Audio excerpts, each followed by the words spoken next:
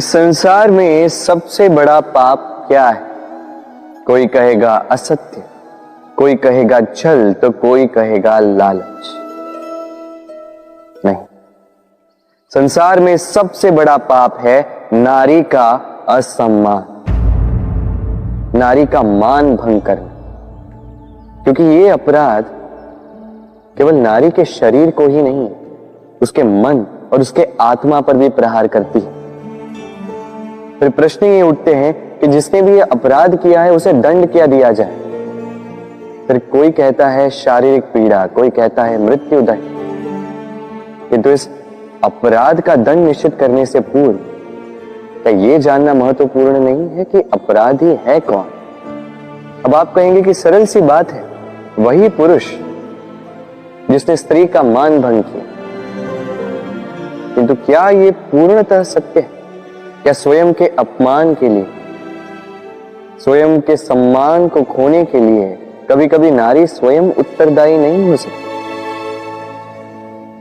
सोच के देखिए, सम्मान खोने से बचने के लिए पहले सम्मान की सीमा पर दृष्टि रखना आवश्यक है। रावण सीता का हरण इसलिए कर पाया क्योंकि सीता ने भोलेपन के कारण रावण का उस सीमा को लांघना सरल कर दी। किंतु अशोक वाटिका में उसी सीता को रावण स्पर्श तक नहीं कर पाया क्योंकि उसने रावण और उसके मध्य में तिनके की एक छोटी सी दीवार बना दी थी। जीवन में ना कहना सीखें। यदि कोई आपके सम्मान की सीमा को पार करने का प्रयास करे तो उसे वही रोकना सीखें। आपके ऊपर उठे पहले हाथ को, पहले कटाक्ष को वही रोक देना सीखें। फिर किसी पुरुष में साहस नहीं कि वो पुनः आपका अपमान करने का प्रयास भी कर सके, क्योंकि नारी जननी आराध्य है। तो स्वयं को निर्बल मानकर आप अपराधी ना बने। राधे राधे। इस कमल के पुष्प को देख रहे हैं? इसकी एक विशेष बात है, जल स्तर कितना भी बढ़ जाए ये पुष्प सदैव जल सतह के ऊपर ही रहेगा। और इसका कारण है इसकी ये नाल। जैसे जैसे जल स्तर बढ़ता है वैसे वैसे ये नाल भी बढ़ती और इस पुष्प को जल सतह के ऊपर रखती। किंतु जब जल स्तर घटता है ये नाल घट नहीं पाती और फिर स्वयं के साथ ही इस पुष्प का भी विनाश कर देती। मनुष्य के साथ भी यही होता है। जैसे जैसे मनुष्य समृद्ध होता जाता है वैसे वैसे उसका जीवन स्तर बढ़ता जाता है, उसकी अपेक्षाएं, उसकी आवश्यकताएं बढ़ती जाती। किंतु जब संपन्नता घटने लगे उसकी आवश्यकताएं कम नहीं हो पाती और फिर इसी कमल की भांति मनुष्य भी टूट जाता है। तो फिर क्या करें?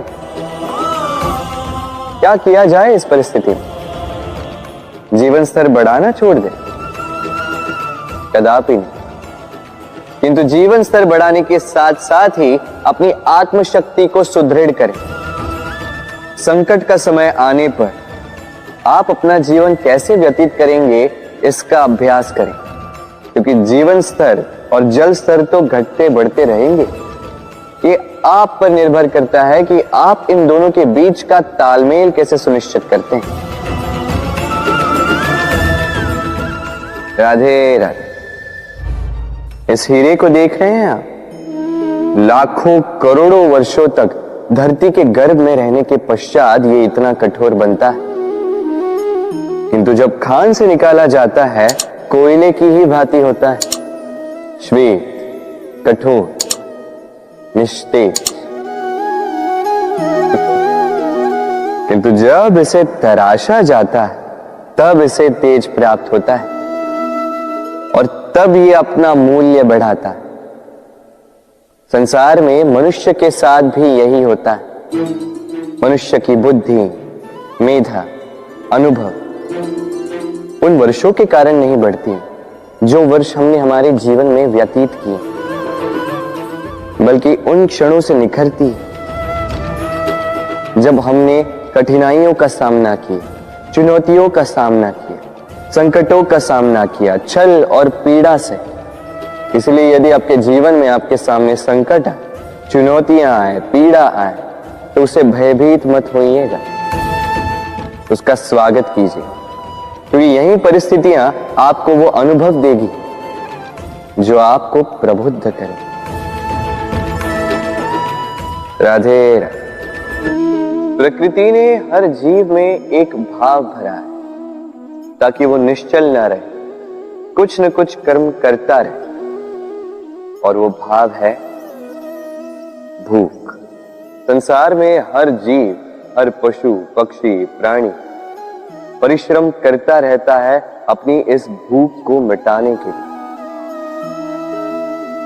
परंतु क्या अन्य जीवों की भांति मनुष्य की भूख भी पेट तक ही सीमित रहती?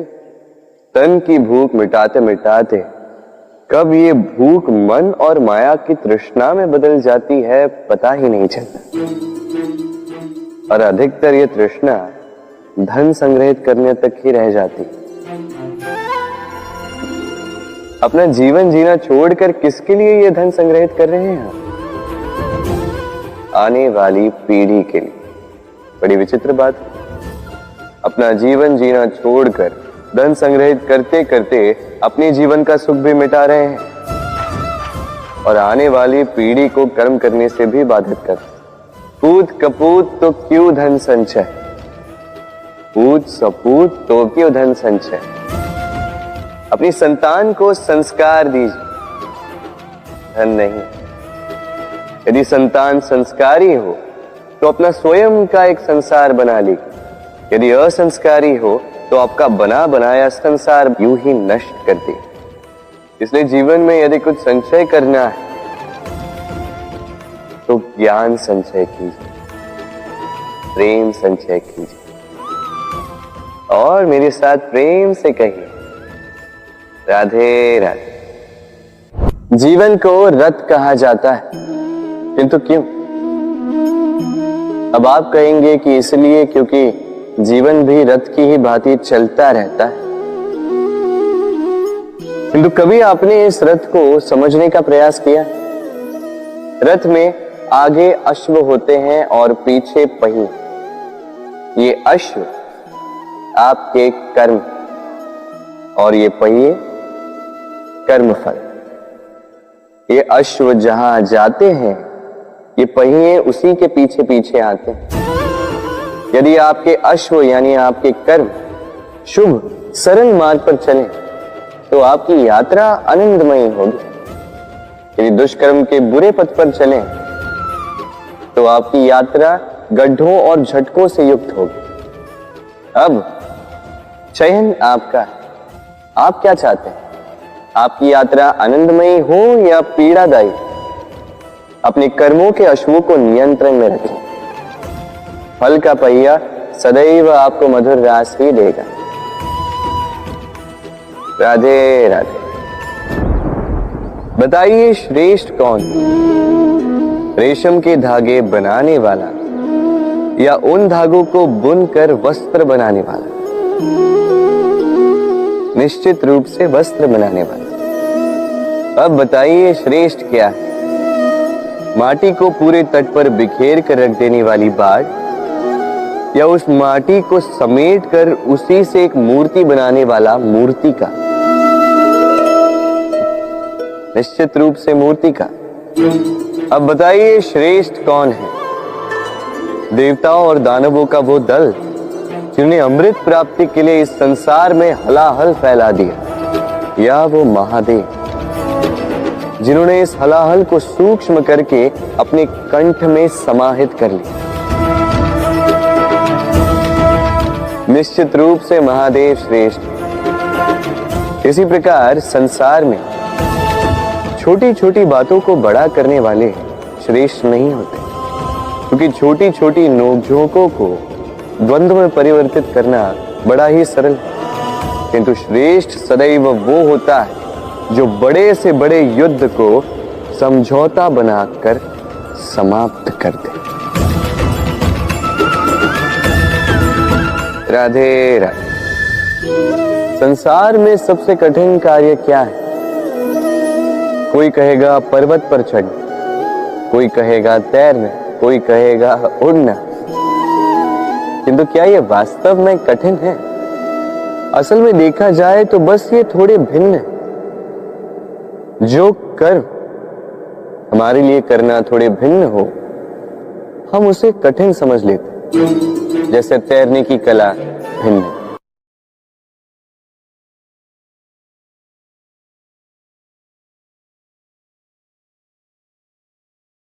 बड़े ही परिश्रम से इसे बनाती हैं, अपने शरीर के रस से इसे बुनती हैं। क्या आप इसका उद्देश्य जानते हैं? आखिर मकड़ी इन जालों में नन्ही कीटों को फंसाकर उन्हें अपना भोजन बना लेती है। और क्या आप ये बात जानते हैं कि एक दिन मकड़ी इन्हीं जालों में फंसकर मृत्यु को प्राप्त हो जाती है? बताइए क्या करते हैं आप इन जालों के साथ? दिखते ही हटा देते हैं इनका अस्तित्व, है ना? दूसरी ओर चिड़िया का घोंसला। चिड़िया भी बड़े परिश्रम से इसे बनाती है, किंतु यदि चिड़िया इसे छोड़कर चली भी जाए, उसके पश्चात भी लोग इसका विनाश नहीं करते। कारण क्या? कारण यह है कि इसका निर्माण जीवन के संचयन के लिए किया गया था, आखेट के लिए नहीं। स्मरण रखिएगा, जीवन में आपका परिश्रम कितना भी अधिक हो, यदि आपका लक्ष्य शुभ ना हो तो आपको भी विनाश पाना ही होगा। तो सृजन करते रहिए और मगन होकर कहें राधे राधे।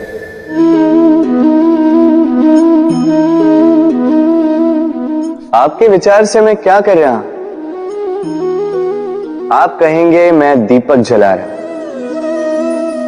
सही, किंतु प्रश्न ये उठता है कि क्या मैंने आपसे कहा कि ये दीपक है?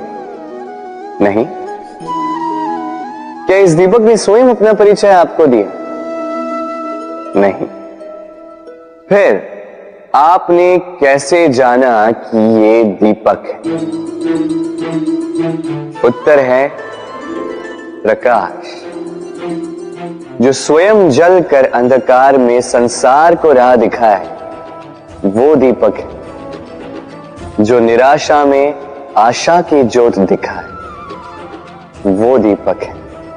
दूसरी ओर सर्प है, जो दिखे नहीं, बस फुफकार दे तो लोग भयभीत हो जाते हैं। अर्थात व्यक्ति का परिचय उसके कर्मों से मिलता है। इसलिए आपको ये बताने की आवश्यकता नहीं कि आप कौन हैं। ये आपके कर्म ही निश्चित करेंगे कि लोग आपसे दीपक समझकर प्रेम करेंगे या सर्प समझकर भयभीत रहेंगे। राधे राधे। समय कितना विचित्र होता है। समय हमारे साथ हो तो हम स्वयं को राजा मान लेते हैं। वही समय यदि विरुद्ध हो जाए तो रंक बनने में समय नहीं लगता। इसलिए मनुष्य की एक आदत होती है, बुरे समय के लिए कुछ बचा कर रखता है। संबंधी, मित्र बुरे समय में साथ छोड़ देते हैं। यश, मान बुरे समय में चला जाता है। तो व्यक्ति सोचता है क्यों ना धन संचय कर। धन का तो कोई मन नहीं होता जो समय आने पर बदल जाए। संसार कहता है कि धन का संचयन करते रहो, बुरे समय में काम आएगा ही। मैं कहता हूं शुभ कर्म करते रहो, आनंदित रहो, स्वयं पर और ईश्वर पर विश्वास रखो, बुरा समय कभी आएगा ही नहीं। राधे राधे। प्रकृति ने मनुष्य को एक विशेष शक्ति दी है। अन्य जीवों से अधिक शक्ति दी, स्मरण शक्ति। यही शक्ति मनुष्य को अन्य जीवों से भिन्न बनाती, इतिहास लिखने की प्रेरणा देती, ज्ञान को पीढ़ी दर पीढ़ी आगे भी बढ़ाती। और जो भूल जाते हैं, अधिकतर रूप से वो उपहास और दया के पात्र बन जाते हैं। परंतु क्या यही पूर्णतः सत्य है? नहीं। यही स्मरण शक्ति मनुष्य के विकास में सबसे बड़ी बाधा भी बन जाती है, उसके चित्त को दूषित कर देती। बुरे अनुभव, किसी का दिया गया धोखा, किसी का किया गया कटाक्ष मनुष्य भुला नहीं पाता और फिर लग जाता है प्रतिकार में। पहले समय नष्ट करता है प्रतिकार की तैयारी में, फिर समय नष्ट करता है प्रतिकार का अवसर ढूंढने में। यदि संतोष पाना है, यदि जीवन में आनंद पाना है, तो स्मरण शक्ति का सदुपयोग कीजिए। अपनी स्मरण शक्ति को केंद्रित कीजिए केवल अच्छी बातों और अच्छी यादों की ओर। जीवन में प्रसन्नता आए। राधे राधे। मनुष्य अपने परिवार के लिए क्या कुछ नहीं करता, दिन रात परिश्रम करता है ताकि अपने परिवार की आवश्यकता पूर्ति के लिए धन कमा सके। परंतु क्या केवल धन कमाना पर्याप्त है? आप कहेंगे हाँ, क्यों नहीं। धन से सब कुछ मिलता है, विद्या मिलती है, घर मिलता है, औषधि मिलती है, क्या कुछ नहीं मिलता। ये सब एक सीमा तक ठीक, किंतु तनिक मन से सोच के देखिए, जब बालक रोगी होता है तो वो उस कड़वी औषधि को क्यों पी लेता?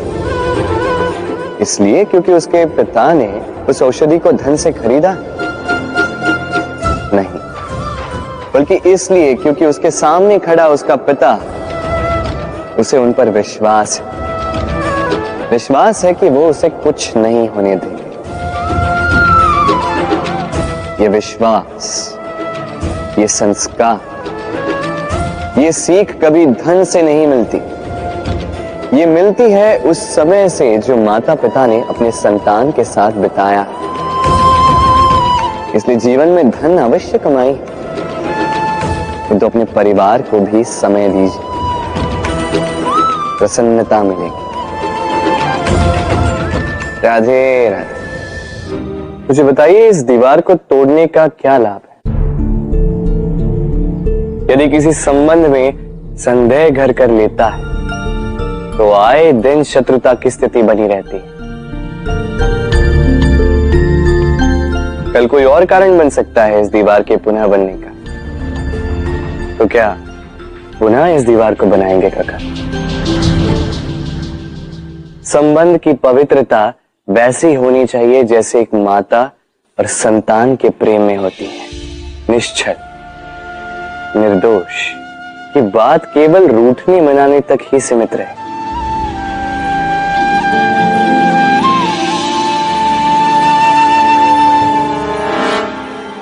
और कोई भी घुसपैठिया आकर भावों को दूषित न कर पाए। ना कोई वस्तु, ना कोई परिस्थिति, ना कोई व्यक्ति, कोई उन्हें अलग न कर पाए काका। सोचिए, यदि ये दीवार पुनः बननी है तो इसे तोड़ा ही क्यों जाए? यदि मन में एक अटूट संबंध स्थापित करने का दृढ़ निश्चय ही ना हो तो क्यों तोड़े इस दीवार को? बताइए, है विश्वास, है अटूट विश्वास कि ये संबंध कभी ना टूटेगा? यदि है तो तोड़ दीजिए इस दीवार को, अन्यथा पति पत्नी का संबंध सबसे बड़ा संबंध माना जाता है और है भी। सप्तपदी लेकर 7 जन्मों तक दोनों एक दूसरे के साथ जुड़ जाते हैं, एक दूसरे के अर्धांग बन जाते हैं। अर्धांग अर्थात अर्ध अंग। क्या इसका महत्व आप समझ पा रहे हैं? अपना समस्त जीवन किसी के साथ बांटना। किंतु क्या संसार के सारे पति पत्नी एक दूसरे के साथ अपना समस्त जीवन बांट सकते हैं? क्या इसमें सभी सक्षम रह पाए हैं? अपना जीवन किसी और के साथ बांटने के लिए सबसे महत्वपूर्ण बात है स्वीकृति, स्वीकार करना।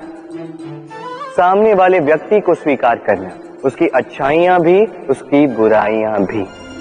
संपूर्णतः रूप से व्यक्ति को स्वीकार करना होगा, तभी ये संबंध बढ़ेगा, तभी ये संबंध और भी सुंदर बनेगा।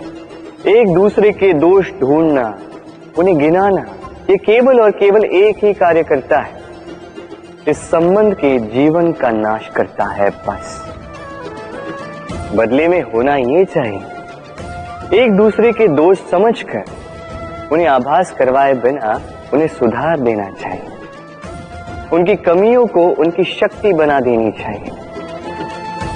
यही तो होता है दाम्पत्य, यही होता है बुराइयों का दमन, और यही होता है गुणों का उदय। राधे राधे।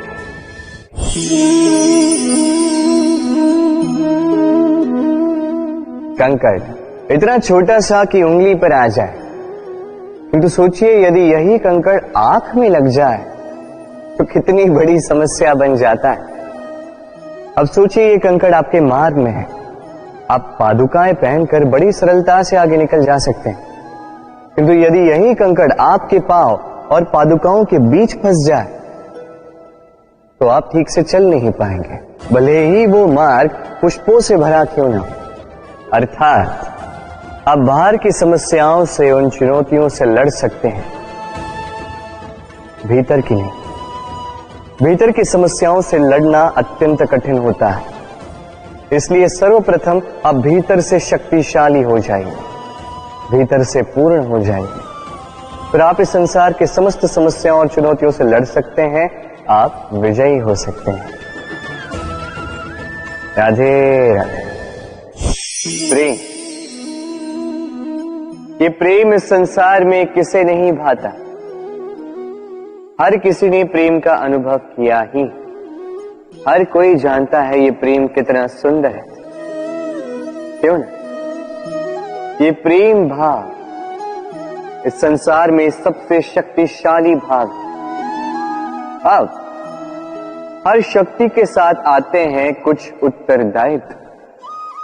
अब जैसे ही ये उत्तरदायित्व हमारे जीवन में आते हैं, हम सर्वप्रथम प्रेम को भूल जाते हैं, फिर हमें ये प्रेम, ये बोझ लगने लगता है।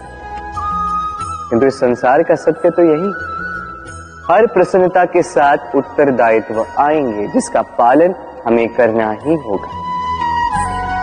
अब यदि मैं आपको उदाहरण दूं,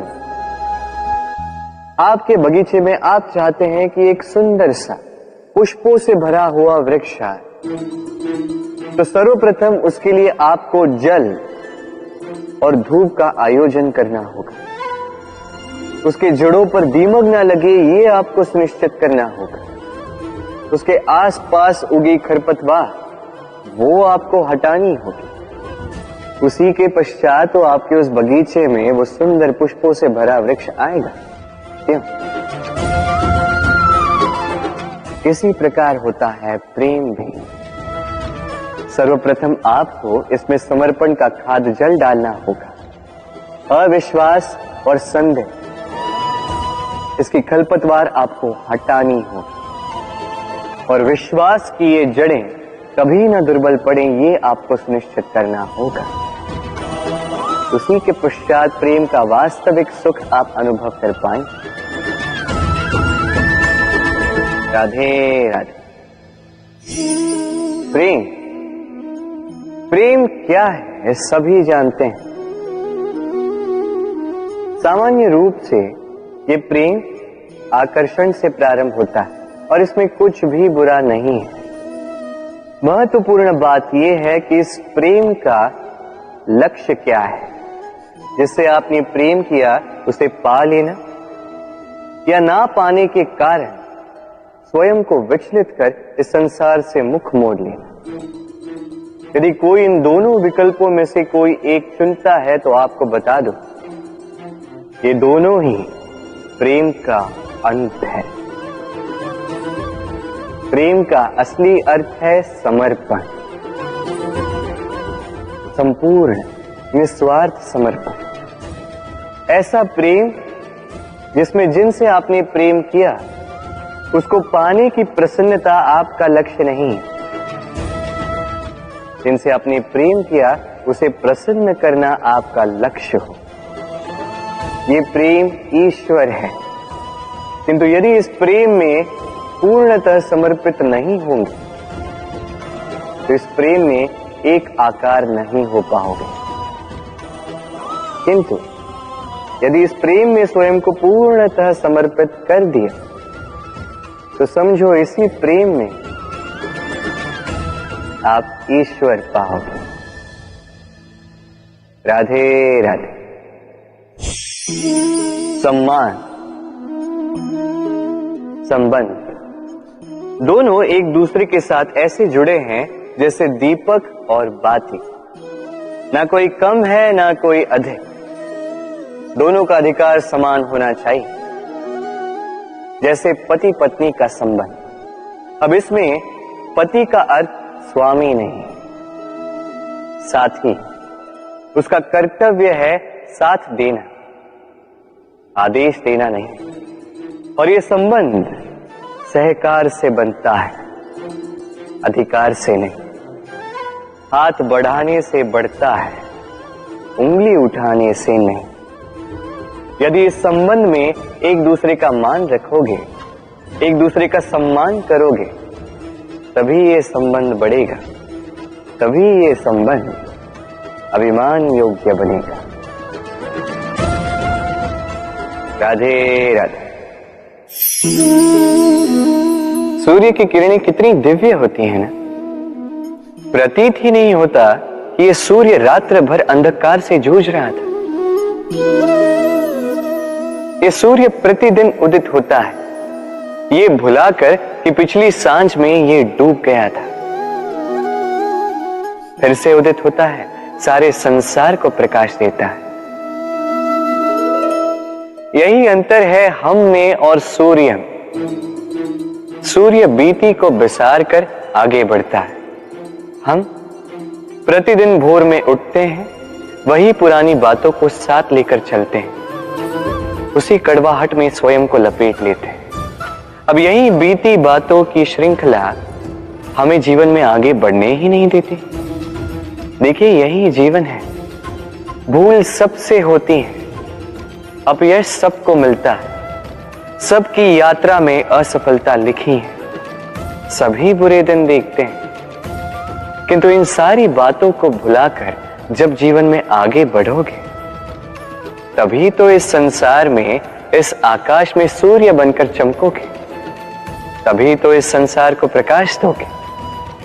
इसलिए प्रतिदिन जागिए, एक नए जन्म के साथ, एक नए उत्साह के साथ, एक नए लक्ष्य के साथ। क्योंकि ये बीती बातें आपको पीड़ा देने के लिए नहीं, केवल शिक्षा देने के लिए होती हैं। राधे राधे। नवरात्रि का पर्व आरंभ हो चुका है और ये पर्व अत्यंत भव्य है, क्योंकि ये पर्व जगत माता से जुड़ा है। मां कितना छोटा सा शब्द है, किंतु ठीक से देखो तो समस्त संसार इसी शब्द में समा है। मां जो अपनी संतान के लिए हर संभव प्रयास करती है, कुछ भी करने के लिए सज्ज रहती है। मां जिसका सबसे बड़ा गुण निश्चलता, मन में ना कोई पूर्वाग्रह, ना कोई भेदभाव, ना कोई छल कपट, और इतनी भोली होती है मां। संतान भले ही झूठा रो दे, मां को लगता है कि कदाचित वास्तव में भूख लगी होगी। मां चाहे जन्म देने वाली हो चाहे पालने वाली, स्वयं ये स्वर्ग हमें माँ के चरणों के नीचे ही प्राप्त होता है। इसी माँ को हमारा शत शत प्रणाम। राधे राधे। सहनशीलता माँ का दूसरा सबसे बड़ा गुण। कहते हैं कि धरती से अधिक सहनशील और कोई नहीं। उसे खोदने के पश्चात भी धरती हमें फसल देती है, किंतु माँ, ये माँ धरती से कम सहनशील नहीं। तनिक सोचिए, 9 माह तक संतान को अपनी कोख में रखना, क्या ये सहनशीलता कोई पुरुष दिखा सकता? क्या ये सहनशीलता कोई पिता दिखा सकता है? स्त्री में शील भले, सहनशीलता की परिभाषा उसे मां बनने के पश्चात प्राप्त होती है। स्वयं का अस्तित्व भुलाकर संतान का अस्तित्व बनाती है। शिशु की लात खाकर भी आनंद से उसे दूध पिलाती है। ये होती है मां। और इसी मां जननी को हमारा शत शत प्रणाम।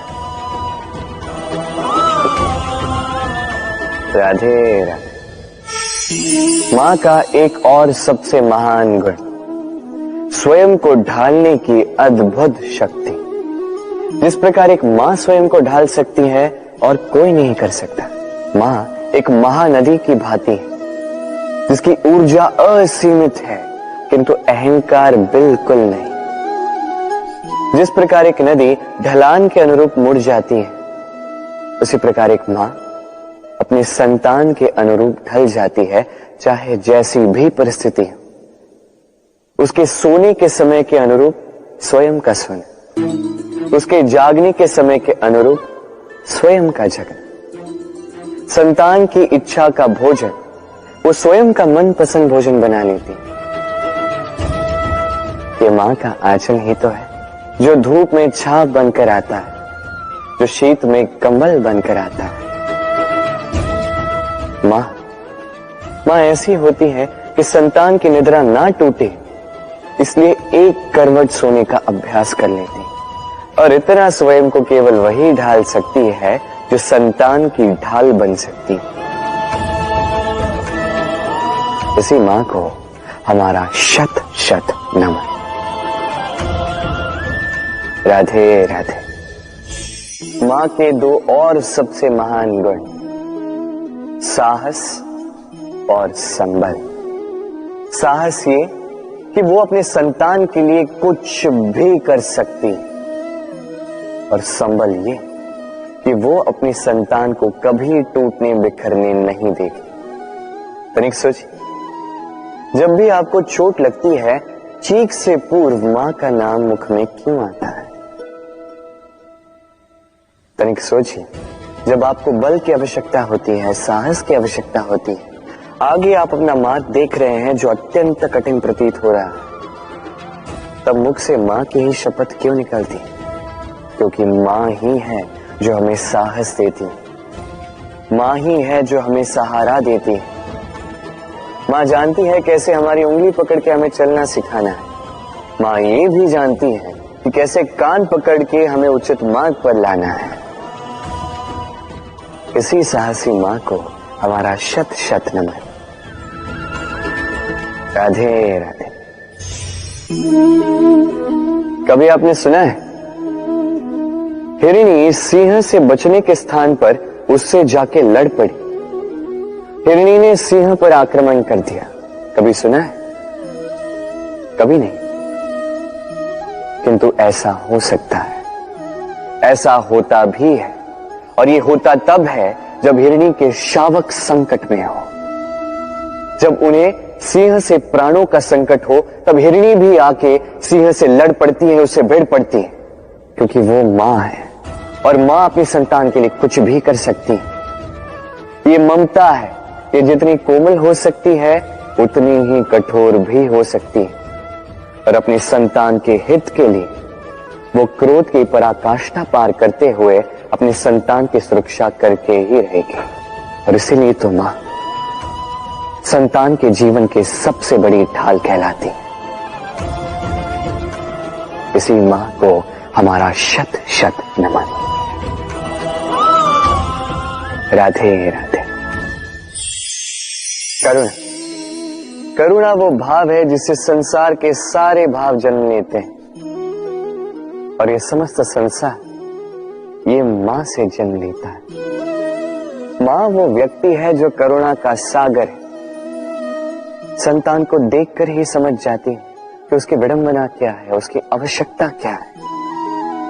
संतान के नेत्रों में यदि अश्रु दिखे, वो देखकर ही समझ जाती है कि उसके शरीर के कौन से भाग में उसे चोट लगी है।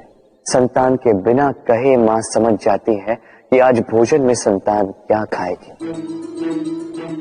ये होती है मां। मां करुणा का सबसे बड़ा रूप है। और आज के युग में मनुष्य जो है, थोड़ा भी आगे क्यों ना निकल जाए, मां को तो पीछे ही छोड़ देता है, मां को भूल ही जाता है। ये भूल आप कभी ना करें, कभी ना करें, क्योंकि मां वो करुणा है तो यदि आपके जीवन से चली गई, उसके पश्चात आप जीवन अवश्य जिएंगे, किंतु कभी जीवन जी नहीं पाएंगे। उसके पश्चात आपके जीवन से आपका ये मूल्यांकन, आपके जीवन से करुणा का ये भाव, ये भी आप खो दोगे। आपकी मां सबसे अधिक महत्वपूर्ण है। यदि मां को खो दिया तो समझ लीजिए सब कुछ खो दिया। इसलिए मां को सदैव स्मरण रखिए, सदैव उसे प्रेम दीजिए और मेरे साथ कहें राधे राधे। आज विजयदशमी, वो दिन है जब श्री राम ने रावण का वध किया। वो दिन है जब श्री राम ने लंका पर विजय प्राप्त की। लोग कहते हैं कि ये अच्छाई की बुराई पर विजय का प्रतीक है। इसे देखने का एक और रूप भी है। जी हां, ये प्रेम के विजय का भी प्रतीक है। ये परिवार के विजय का भी प्रतीक है। आपको तो ज्ञात होगा ही कि रावण महाज्ञानी था, महाशक्तिशाली था, महादेव का परम भक्त था रावण। अब जो व्यक्ति कैलाश पर्वत उठा सकता था, वो व्यक्ति स्वयं एक कटे हुए वृक्ष की भांति श्री राम के चरणों में गिरा हुआ था। क्यों? क्योंकि राम के साथ लक्ष्मण था, वही रावण के साथ विभीषण भी नहीं था। एक और परिवार में बढ़ता प्रेम था, तो दूसरी ओर परिवार में बढ़ती दरार। स्मरण रखिए, यदि संसार पर विजय प्राप्त करनी है तो सर्वप्रथम परिवार में प्रेम बनाए रखना होगा। परिवार में केवल प्रेम बढ़ाइए, द्वेष कभी नहीं। आप सदैव सुखी रहें और जीवन की हर बाधा पर आप विजय प्राप्त करें। राधे राधे। देखिए, कल जो आने वाला है उसके लिए आज को व्यर्थ करना अनुचित है। हमें इस प्रकृति से यही सोच, यही सीख पानी चाहिए। आज का ये क्षण ये कल नहीं आएगा, और कल जो क्षण आने वाला है वो आज को किसी भी प्रकार से प्रभावित नहीं करता। बस इसी सीख को ध्यान में रखते हुए आप सभी निश्चिंत रहिए। जीवन क्या है? ये जीवन हम जन्म लेते हैं, बड़े होते हैं, हमारे माँ बाप हमें पालते हैं, फिर उनके धन से हमारा बालपन बीतता, फिर हम बड़े होते हैं, हम विवाह कर लेते हैं, हमारी संतानें होती हैं, हम उनको पालते हैं, फिर हम वृद्ध हो जाते हैं और एक दिन इस संसार से चले जाते हैं। क्या यही जीवन है? आता होगा ये प्रश्न मन में कई बार, है ना? अब तनिक जल की यात्रा देखिए। सागर से भाप बनकर उठता है, मेघ बनकर बरसता है, फिर नदी बनकर पुनः सागर में समावेश करता है। तो कभी ये प्रश्न नहीं करता कि उसका जीवन क्या है, उसका उद्देश्य क्या है। हर भाव जीता है और दूसरों के लिए जितना बन सके देता जाता। जब सागर में होता है तो असंख्य जल जीवों को जीवन देता है। जब सागर से भाप बनकर मेघ बनता है तो किसानों को आशा देता है कि फसल पुनः उपजेगी। जब वर्षा बनकर बरसता है तो इस सूखी प्यासी धरा को सींचता है। और जब नदी में होता है तो किनारों पर वनस्पतियों को जन्म देता है। तो सोचिए, क्या जल कभी ये सोचता होगा कि उसका जीवन क्या है, उसके जीवन का उद्देश्य क्या है? नहीं, वो बस अपना धर्म करता जाता है और जितना हो सके सबको आनंद देता जाता है। इसलिए जीवन में कभी ये प्रश्न मत कीजिएगा कि ये जीवन क्या है, इस जीवन का उद्देश्य क्या है। बस इस जीवन को जिए और जितना हो सके उतना सबको आनंद दे। मन प्रसन्न होकर बोलेगा राधे राधे। कभी वर्षा के कारण बने कीचड़ से होकर आप अपने घर गए? पादुका पहनने के कारण आप उस कीचड़ से तो बच जाते, किंतु उन पादुकाओं द्वारा उड़ने वाली कीचड़ की बूंदें आपके वस्त्रों को मैला कर ही देती। किंतु फिर भी उन बूंदों से आपके वस्त्र मैले हो जाएंगे, इस कारण से आप पादुका पहनना तो नहीं छोड़ते। इसी प्रकार जीवन में कुछ ऐसे लोग भी आते हैं पादुका की भांति, जो आपको कीचड़ से तो बचा लेते हैं, किंतु वस्त्र रूपी आपके मन पर शंका के दाग लगा ही जाते हैं। इन लोगों के कारण से मन को खिन्न करने की आवश्यकता नहीं। आवश्यक है ये सोचना कि आपको आपके पांव कीचड़ से बचाने या आपके वस्त्र। जीवन में गंभीर होना अच्छी बात है, किंतु हर बात को यदि गंभीरता से लेने लगोगे तो जीवन का आनंद समाप्त हो जाएगा। ये संसार अनित्य है, यहां पे ऐसा कुछ भी नहीं जो सदा के लिए जीवित रहेगा। तो जब तक ये जीवन है, संतोष और आनंद से जिए। स्वयं पर छिटकने वाले कीचड़ पर ध्यान ना दें, बस आनंद बांटते रहें। मन प्रसन्न होकर बोले राधे राधे। व्यक्ति को जब अपने प्रेम को खो देने का भय होता है तो वो अपने प्रेम को इतने कस के पकड़ कर रखता है कि प्रेम को ही पीड़ा होने लगती है। प्रेम पा तो लेता है, किंतु उसे कैसे सहेजना है ये जब उसे नहीं समझ आता, तब वो उस प्रेम पर स्वामित्व पाने का प्रयास करता है और यहीं जन्म लेती है असुरक्षा की ये भावना, ईर्ष्या। तो एक लंबे वियोग के पश्चात दो प्रेमी एक दूसरे से पुनः मिलते हैं तो सबसे पहला भाव जो उनके मन में आता है वो ये कि कैसे एक क्षण के लिए भी अपने प्रेमी को स्वयं से दूर न जाने दो, कैसे अपने जीवन का एक एक क्षण अपने प्रेमी के साथ बिता। प्रयास ये रहता है दाऊ, इन दो प्रेमियों के मध्य में कोई भी ना आ पाए, और जब ये नहीं हो पाता तब जागती है ईर्ष्या। परीक्षा एक ऐसी व्यवस्था जिससे मुझे, आपको, सबको कहीं ना कहीं दो चार होना ही पड़ता है। स्मरण कीजिए अपना बालपन।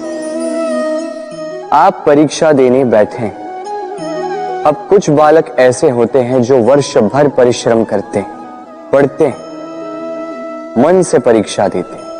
कुछ बालक ऐसे होते हैं जो अपने आसपास बैठे बालकों की नकल करते हैं और परीक्षा में उत्तीर्ण भी हो जाते हैं। बुरा लगता है ये सोचकर कि कोई बिना किसी परिश्रम के परीक्षा में उत्तीर्ण कैसे हो सकता है। किंतु स्मरण रखिएगा, जो नकल करते हैं वो परीक्षा में उत्तीर्ण हो सकते हैं, सफल नहीं, क्योंकि वो नकल करते हैं, बिना प्रश्न को समझे, बिना उत्तर का तरीका निकाले। यही हमारे साथ भी होता है। हम हमारे जीवन में दूसरों को देखते हैं, उनकी नकल करते हैं, उनकी भांति बनने का प्रयास करते हैं, किंतु ना हमारे जीवन में सफलता आती है, ना आनंद आता है। क्यों? क्योंकि हम एक विशेष बात भूल जाते हैं कि प्रत्येक मनुष्य का व्यक्तित्व भिन्न होता है। आप दूसरों की नकल करके अपना जीवन व्यतीत कर सकते हैं, किंतु यदि अपने जीवन में सफलता लानी, यदि अपने जीवन में आनंद लाना है, तो स्मरण रखिए, स्वयं के प्रश्नों का उत्तर जीवन में स्वयं को ही खोजना होगा। राधे राधे। मनुष्य को जब सफलता मिलती है, तब उसमें जागता है अहंकार, और ऐसे में मनुष्य अक्सर एक बात भूल जाता है, झुकना। सोचता है कि मैं किसी के समक्ष क्यों झुकूं? और ऐसा इसलिए होता है क्योंकि मनुष्य एक महत्वपूर्ण बात भूल जाता है कि संसार में, इस जीवन में उसने जो भी प्राप्त किया है, झुककर प्राप्त किया। बालपन में चलना सीखा तो इस धरा पर झुककर, गिरकर। बड़ों का आशीष लिया तो झुककर। किसान को फसल काटने के लिए झुकना पड़ता, कुएं से पानी निकालने के लिए पात्र को झुकना पड़ता है। भगवान से आशीर्वाद प्राप्त करने के लिए उनके समक्ष झुकना पड़ता है। आंधियों में वृक्ष सुरक्षित कैसे रहते? झुककर। सम्मान कैसे पाया जाता है? झुककर। किसी के समक्ष झुकने का अर्थ स्वयं का आत्मसम्मान खो देना नहीं होता। उसका अर्थ होता है विनम्र। हम मनुष्य हैं, और इस आकाश की ऊंचाइयों तक पहुंचने के लिए हमें किसी पक्षी की भांति पंखों की आवश्यकता नहीं। बस जितना झुकेंगे उतना ही ऊपर उठेंगे।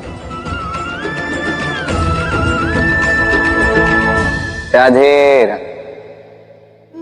आप इस संसार में ऐसे कई लोगों को जानते होंगे जिन्हें आप स्वार्थी मानते हैं, जो आवश्यकता पड़ने पर ही आपको स्मरण करते हैं, अन्यथा वर्षों तक कहीं दिखाई भी नहीं देते।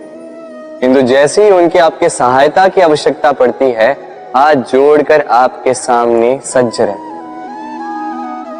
बड़ा क्रोध आता है ना इनको, मन खिन्न हो जाता, मन से ये स्वर निकलता है कि इस व्यक्ति की सहायता ना करें। किंतु ऐसा कभी मत कीजिए। आप सोचेंगे क्यों कह रहा हूं मैं ऐसा? स्मरण रखिएगा, दीपक का स्मरण व्यक्ति केवल तभी करता है जब अंधकार गहरा हो जाता है। उसे स्वार्थी मानकर स्वयं व्याकुल ना हो, स्वयं को दीपक मानकर आनंदित होइए। भाग्यवान समझिए खुद को कि किसी को आवश्यकता पड़ने पर आपकी याद आए कि आप इस संसार में किसी की सहायता करने योग्य हैं। इस जीवन में किसी के स्वार्थी होने से स्वयं का दृष्टिकोण न बदले।